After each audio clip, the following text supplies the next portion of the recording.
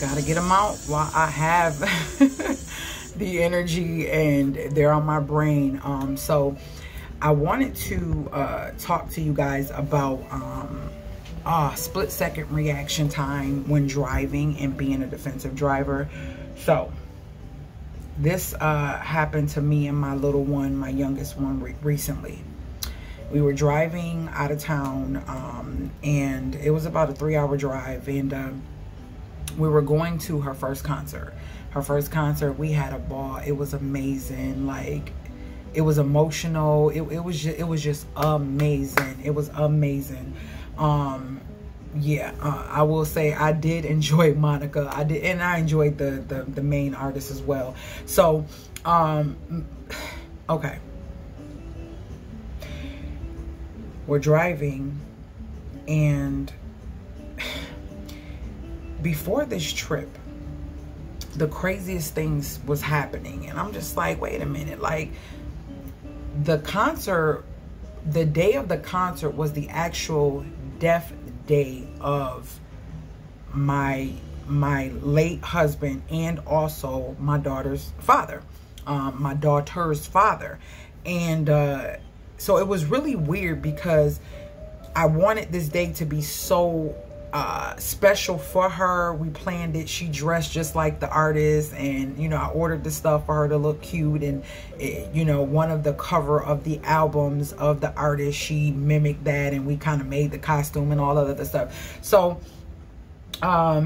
we had a great time. The hotel experience kind of sucked. I usually like to stay at Embassy Suites because I feel like it's all inclusive for everything, and it's usually decent, especially when it's a renovated one. But yeah, anywho, on our way there, the first thing, and I talked about in the other video, was our GPS went out, and 20 minutes wasted time on the drive was because we didn't have any GPS, and it just kind of went out on us. Okay, that was one thing.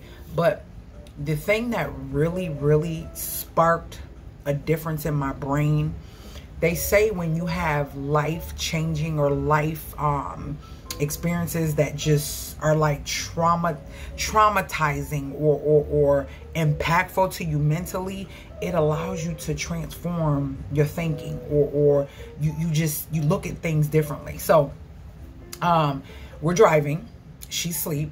I'm driving, she's riding, she's sleeping, and there's this big truck, this big green truck. I don't remember the company or anything like this. And listen, let me tell y'all something. It took me a minute to really share this. It's been weeks, and I said I have to sit down and I really have to share this.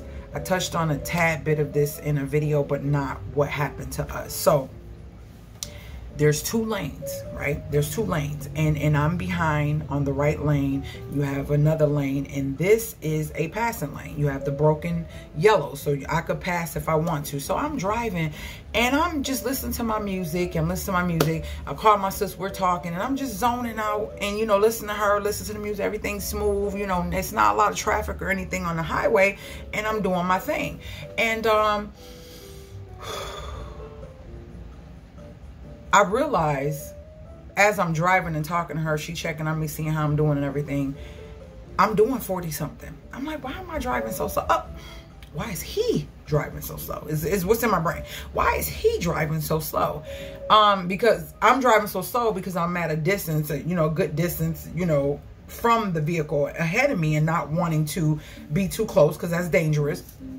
But him driving slow is causing me to drive slower. So I'm like, oh, no biggie. You know, let me go around.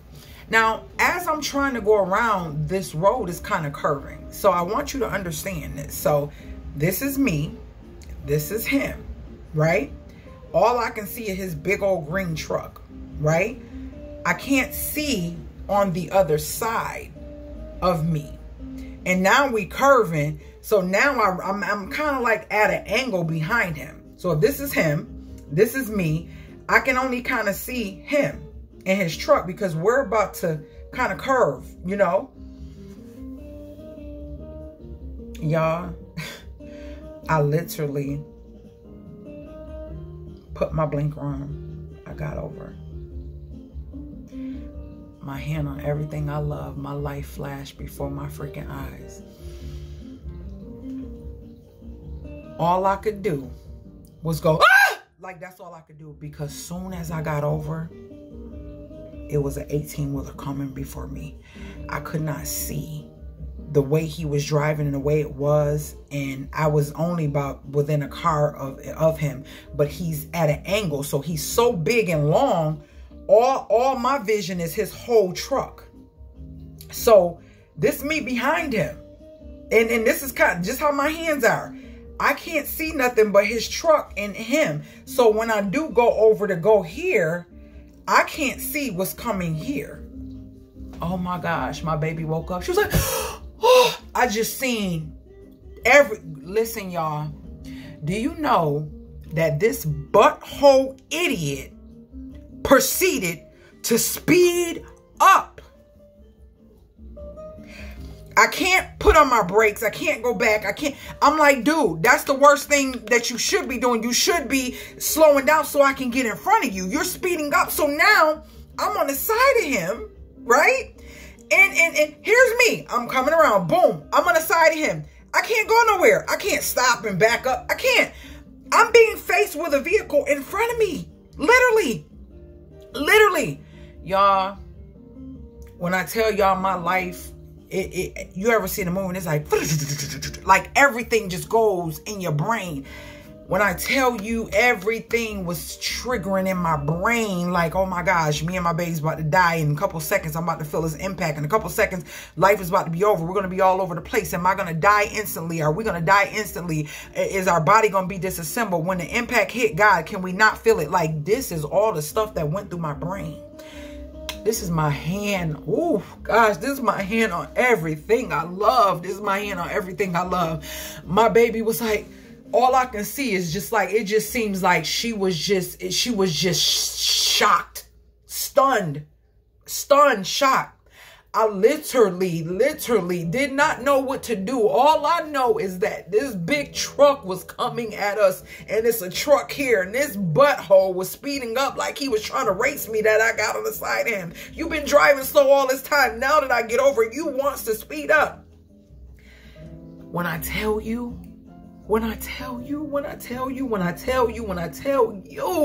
that we were literally, not even another truck could not get between that truck and us. All I know, I was still on the phone and she said, what happened? That's all I remember. And in split seconds, the truck that I got around, the truck that I got around, the truck that literally was going slow and then decided to speed up, was so far behind me. And we were in front of them. I seen myself going, and all I can think is if I can just get between. Let me show y'all if y'all don't understand this.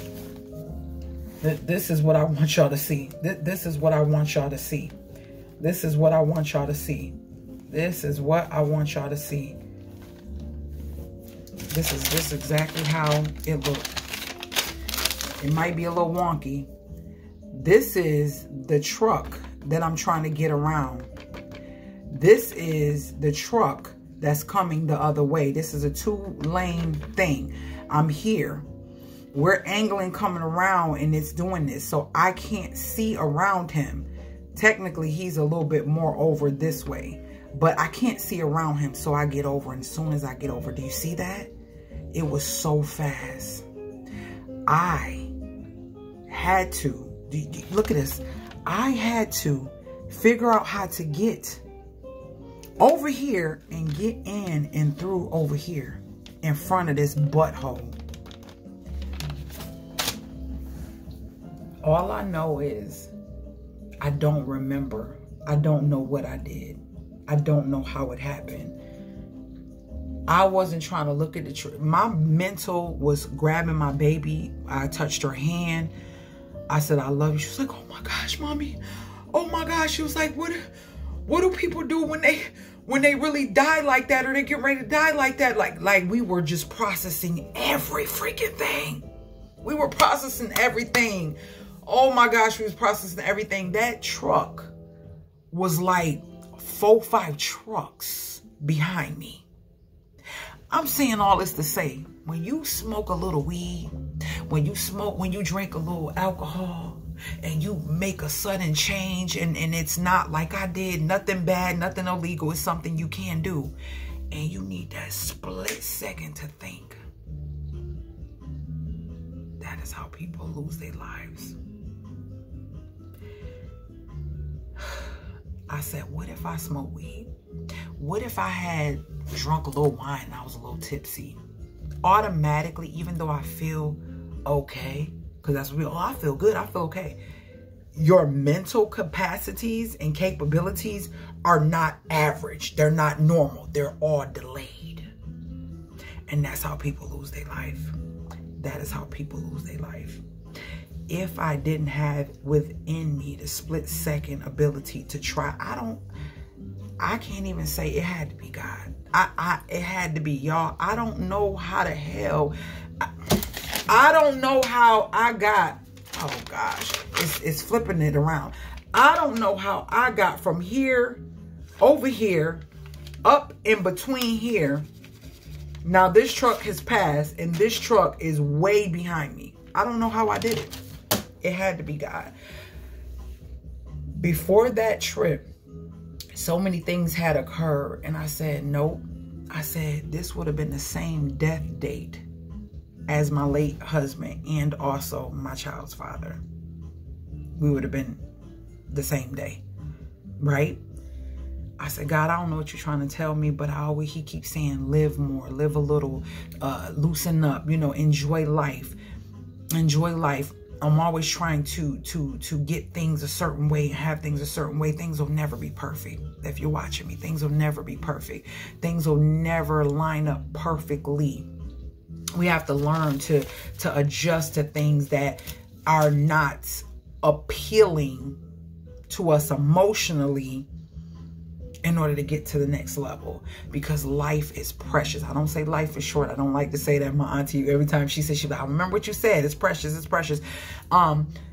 Life is precious. And I've learned that just through that. And then when we went to that concert and to see her tears and saying, Mommy, I'm really here. I'm really seeing this person. Oh my gosh, I can't believe this.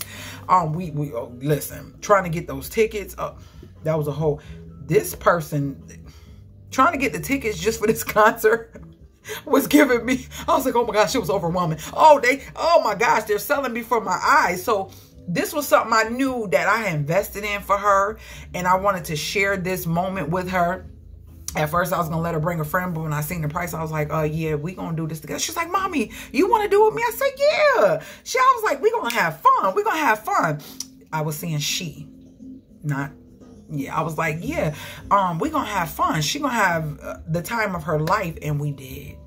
She was hugging me, and the person was like, point to your friend. Like, it was amazing. I've never been to a concert of that capacity, that big. The person is a great entertainer, and everything that I desired it to be, it was that.